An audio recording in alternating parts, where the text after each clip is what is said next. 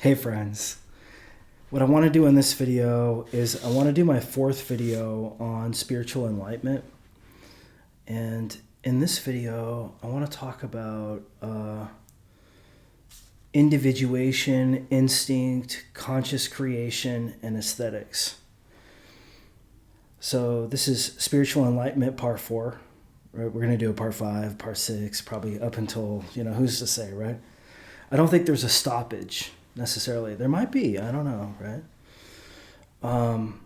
And so what I want to do in this video is I want to run down certain things. So I want to talk about beauty. I want to talk about the myth of becoming unconditioned. I want to talk about an aesthetics awakening. You might call it a beauty awakening. I want to talk about the issue of whether you're creating your reality. I want to talk about how do you reveal someone's ideological prison to themselves or even to your own, right? And finally, I want to talk about the issue that you're by necessity corrupted in part by having one leg in the existential and one leg in the relational. So let's get right into this, guys. So it's so funny, like,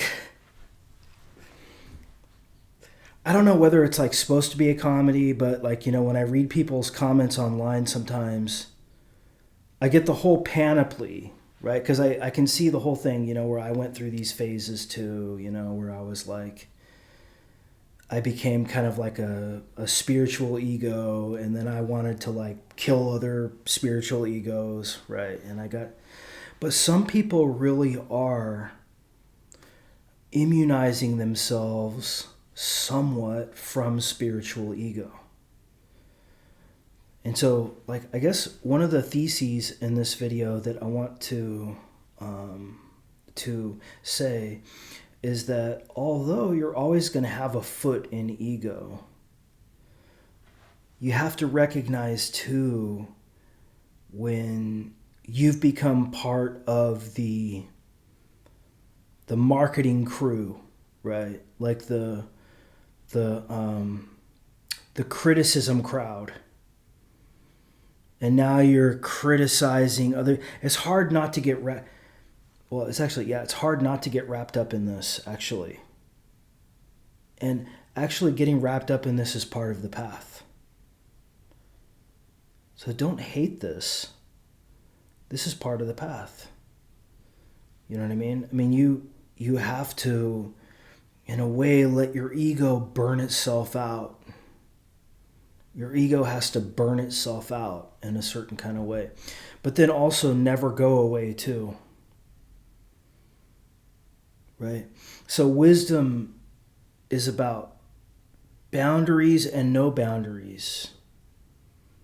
And wisdom is also about instinct too. This is what a lot of people don't want to hear, right? Like they want to think, oh, instinct is something that needs to be corrected. No, your instinct is usually dead on. Right? With consciousness. But you need consciousness to be able to know when instinct is dead on and when it's not. So in this video, I want to talk about individuation, instinct, conscious creation, and aesthetics. So first of all, let's talk about individuation. So one of Jung's greatest insights, in my opinion, and a lot of you guys are fools criticizing Jung. I can't believe it. Right? Like you support Peter Ralston, but you think Jung is a fool. You got your priorities ass backwards, right? You need to understand, like, Jung is one of the greatest psychologists in history for a reason, right? The greatest philosophers, in many cases, are the best. Not always, okay? Not always, but from impact they are. And so, but see, what you don't understand with Jung, because you're arrogant, right? You just want to be right.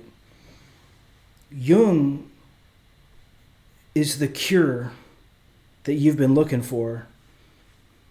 But I hate to say it. I mean, you're too foolish to have recognized it for some reason. I don't know why. But one of the things that Jung brings up, which I think is an important thing, is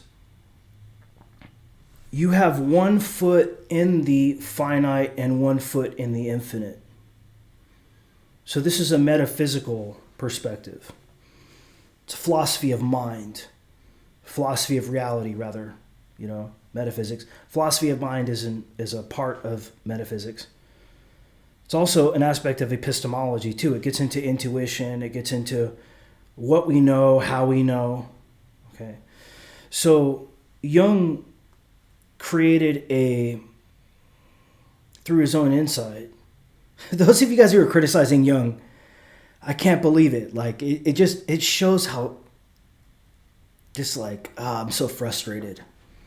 I'm so frustrated. I've spent years trying to help people understand Jung, and the fact that people are still rejecting this just bugs me. Like, it bugs me. But we'll talk about this. We'll talk about the finite perspective and why, the finite perspective is okay to be here too. So, but it all starts with Jung.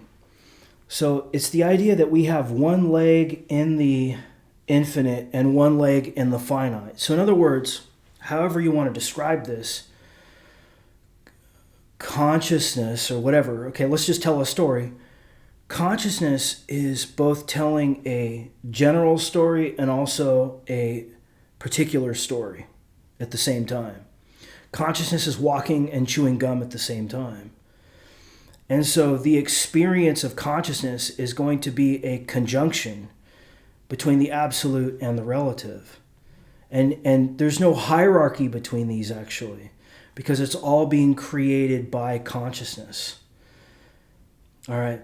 Now, this might be where Jung, might take issue with me and say, no, Jung was starting from the perspective of the human, and then working that way, because he's working from the bottom of the chakras to the top. He's working from the body to the mind. All right. And that's fine too. That's the feminine. See, I respect that. Actually, and I agree with that. I think you can go either way, because all these are just pointers to spiritual enlightenment. So in other words, like, you can start from the human and work your way to the divine. You can start with the divine and work your way to the human. Right? It's just like in any kind of artistry. You can start with the abstract and work your way to the particular. You can start with the particular and work your way to the abstract. And actually, it doesn't really matter how. This is all just thought, right? This is all just like, this is one game plan here. This is one game plan here. Then the question is, like, what is your game plan? You don't know what your game plan is, because there is no game plan, right? But then there kind of is too, right? Because you have some values, you have some instincts, you have some strengths, you have a personality type, right? We're just talking about like as a finite perspective. So, in conclusion, guys, here's the summary. Here's the takeaway. The genius of Jung is he realized that we have 1 leg in the absolute and 1 leg in the relative or the finite. That source or soul is a relation between God and man, just like Spinoza understood. This is why in many ways I think that Jung follows Spinoza. And this is really important for all you people who are just so arrogant that you think that you're unconditioned, right? You're trying to reveal to somebody else their ideological prison. Well, let me tell you something. If you're doing that, and I'm your friend, believe you, believe me. If you're doing that, that just tells me that you're conditioned. Why are you worried about what other people are doing? What are you doing? You're criticizing other people. Why are you doing that? Because you're trying to make a name for yourself. And then what you're doing is that you feel corrupted by that. And so what you do is create a community that attacks other people for being corrupted. You see how this works? I don't know how many different ways I need to explain this, right? Issue of projection. Right? You need to feel important for some reason in relation to other people. But if you're really spiritually enlightened, you would realize that actually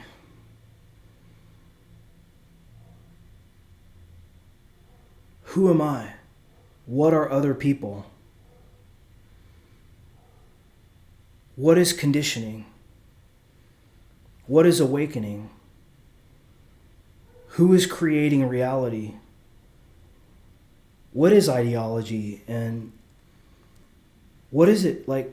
What is another person? And why would I be affected by another person's ideology? What does it mean to have one leg in the finite and one leg in the relational and one leg in the absolute? Assuming we have three legs, right? We don't have three legs, but like that's where the metaphor breaks down. It's like go-go gadget arm, right? You guys remember Inspector Gadget? You're probably too young to remember that, but look it up on YouTube. It's actually pretty funny. Go-go gadget, third arm, right? Because, you only have two arms. And so when you're trying to make a point, sometimes the metaphor breaks down and you need like an irrational supplement to the metaphor. It doesn't like help the argument. It actually hurts the argument, but it's superficial because the argument is based on a metaphor. Right? Because ultimately, everybody is conditioned. Period. Everybody is conditioned. I can't believe it. Somebody actually admitted to me, like one time I was having a conversation with like a spiritually enlightened person, and they told me that they are not conditioned at all. That's when I knew, right? I knew it's just like, okay, because if anybody is going to be spiritually enlightened, it's going to be you in this world, all right? And so you have to judge everything by your own instinct. This is what people don't want to hear. People that want to control you, they want to frame control you, they don't want you to be judging things by your instinct. That's dangerous to them, right? But I would say this video, let's call it Spiritual Enlightenment, a Spiritual Enlightenment Part 4.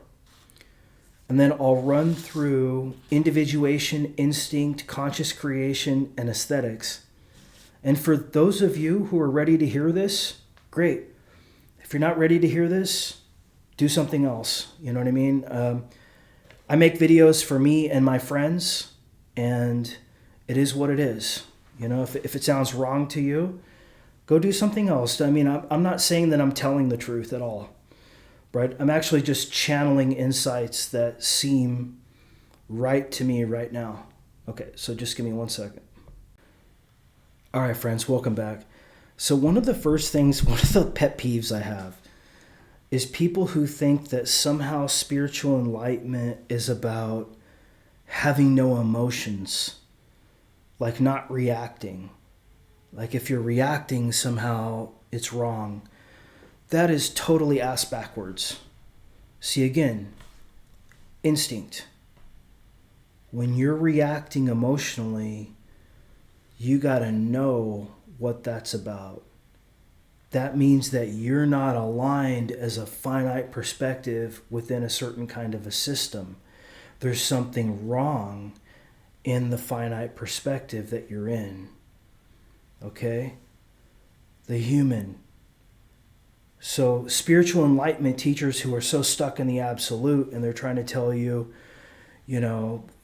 if you're emotionally reacting that there's something wrong with you, these people are fucking stupid, okay? You just got to know that. Like ultimately, people who don't understand Carl Jung are stupid, in my opinion. Period. Like if you don't resonate with Carl Jung, you're only going to go so far. You're going to get up to maybe like Advaita Vedanta at best, right? That's as far as you're going to go because you're not going to respect shadow work. You're not going to reintegrate the finite. You're not going to reintegrate the human. You're not going to know anything about how creation operates from tapping into to source, and then also having that being channeled through the finite. You're not going to know anything about your own personality as a finite perspective. You're just going to be part of the spiritual ego crew, right? Okay. I'm trying to save you time here. So individuation is, for Carl Jung, linked with intuition.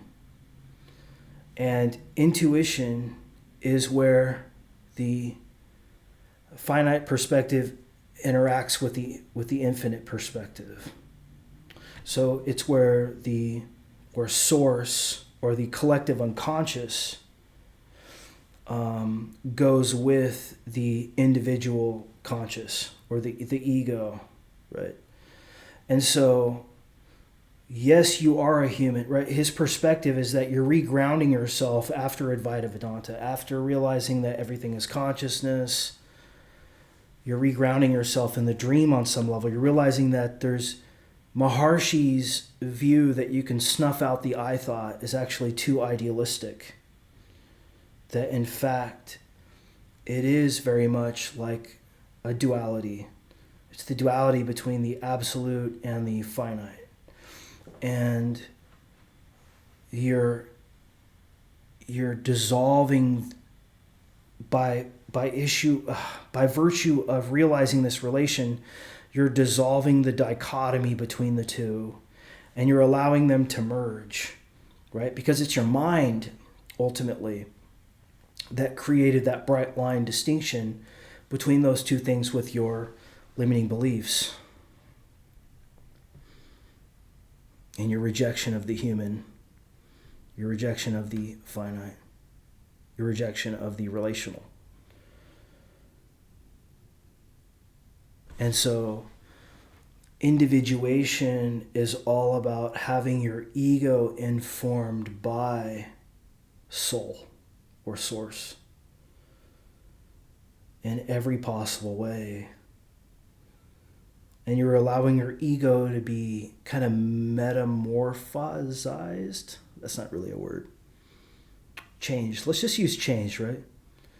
Metamorphosized, maybe. But you're allowing your ego to be, from the spiritual perspective, changed through a process of integration to become individuated, which means that you never stop being you in the dream. See, this is what a lot of people who don't understand Jung don't get. You think that there's a disconnect between consciousness and you in the dream. See, Jung dissolved that false Advaita Vedanta duality. Probably like most of you are not going to get this. Like maybe like 0.01% of you might get this. Okay, and I'm not trying to be mean. I mean, I follow everybody online, so I'm following like the most like woke people online, and they don't get this, right? It's like, wake the fuck up, dude. Come on, right? Prove to me that you have something there. And this is just me being provocative. I like to be that's my role, in part. As a self-help teacher, I like to be provocative, even if it's like false. I like to push people. Do you know what I mean? Just to see what happens. Sometimes too, and I've been criticized for that. I do that to myself too. But that's how we find out what we're made of. Sometimes, is by being provocative.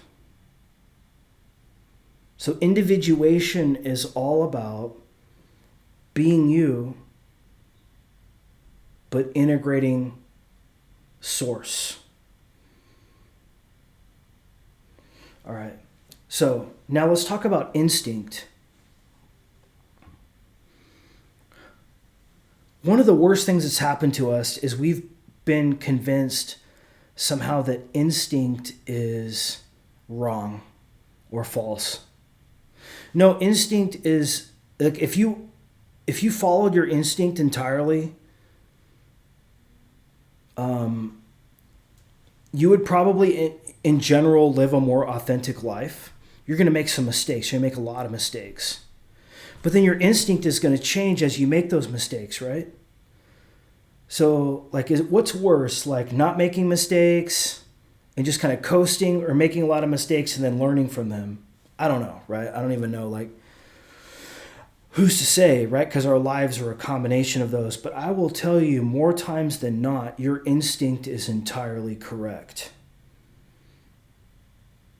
What you lack is you lack the ability to authenticate that instinct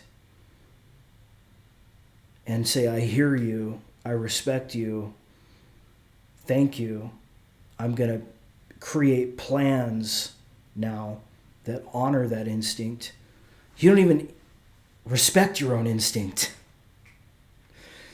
How great do you think you're going to be, right, in the relative perspective if you don't respect your own instinct? We're not even talking about intuition here, right? I mean, intuition is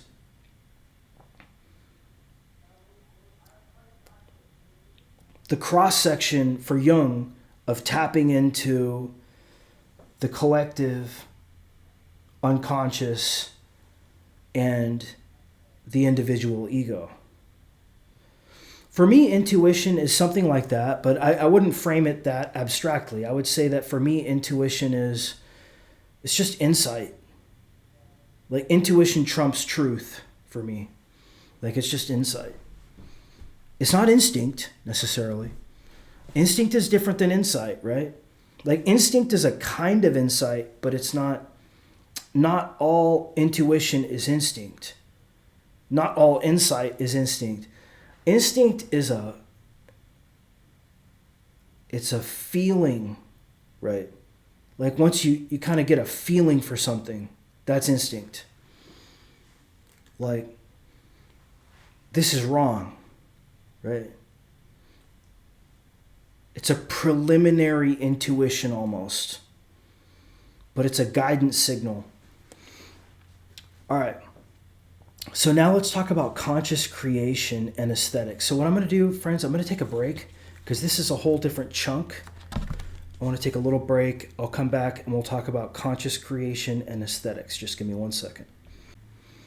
All right, friends, welcome back. So you can see why I say I prefer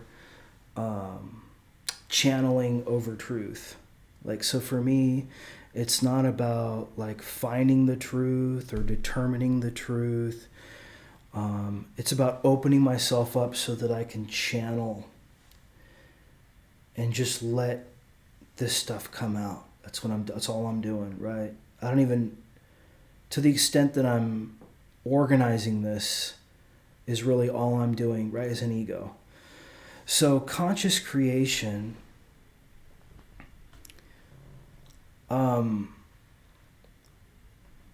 one of the best reframes that I've ever had is the idea that you're creating your reality. But then the question is, well, maybe there's no you. What does it mean that consciousness is actually creating reality? It's kind of a different kind of question. So are you as an ego creating reality, or is consciousness as the infinite creating reality? Is this a pointer, or is it real or the truth?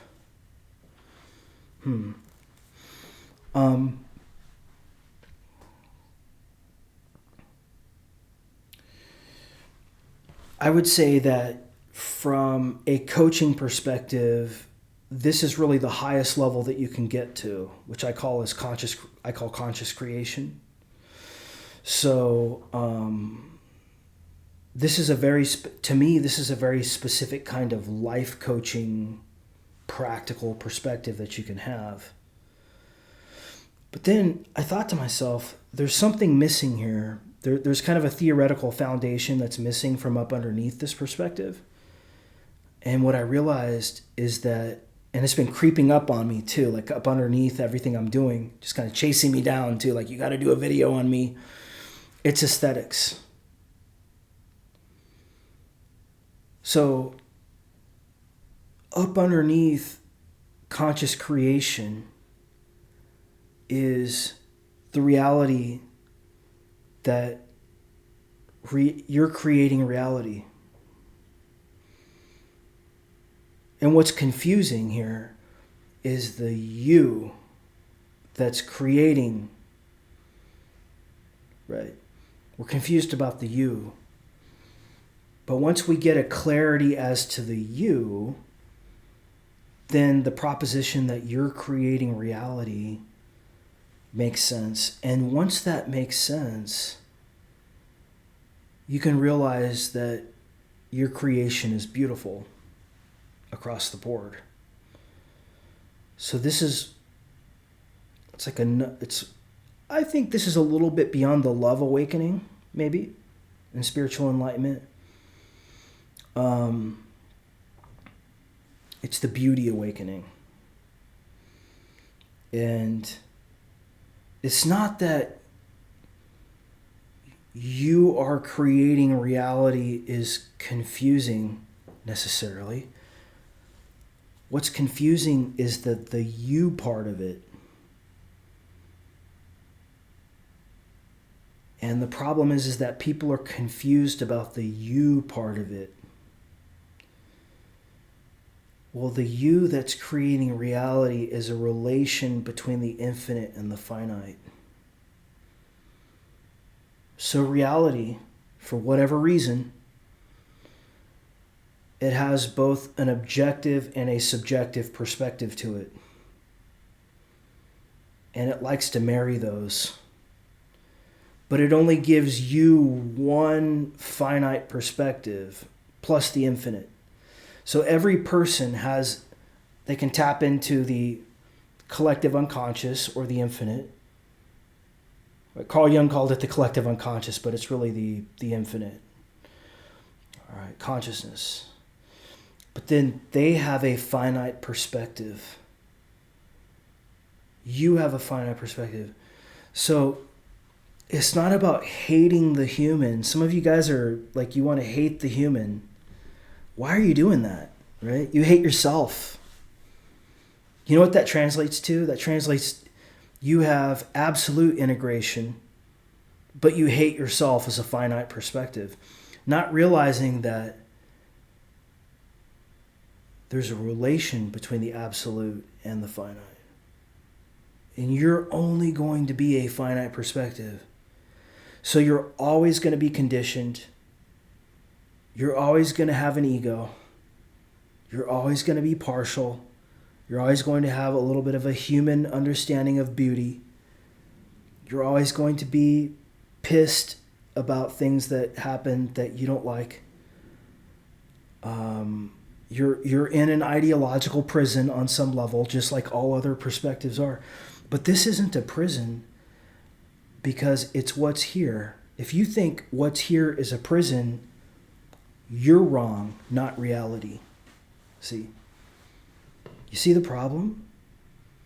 You're reacting against reality as being something like a prison. That's really the essence of a limiting belief, actually. Like I said, spiritual enlightenment almost is kind of the final antidote to limiting belief in self-help. Like if you take the concept of limiting belief from its very human to divine perspective and then not even, that's essentially what spiritual enlightenment is about. It's the liberation from